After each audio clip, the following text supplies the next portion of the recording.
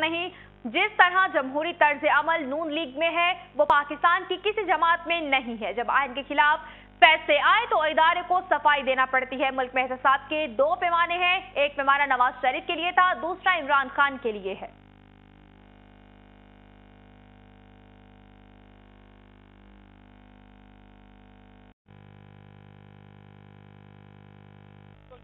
यहाँ पे हम रावलपिंडी आर्ट कौंसल जहाँ पे वजीर इत्तलात और नशरियात मरियम औरंगजेब यहाँ पहुंची हैं, उनसे पूछते हैं कि कल मियां मोहम्मद नवाज शरीफ एहतसाब अदालत में पेश हो रहे हैं। कल मोहम्मद नवाज शरीफ साहब हमेशा की तरह जिससे उन्होंने आइन और कानून की पासदारी की कसम खाई है वो पेश होंगे और जो भी ज़ाहिर नैब में एक कार्रवाई चल रही है तो लेकिन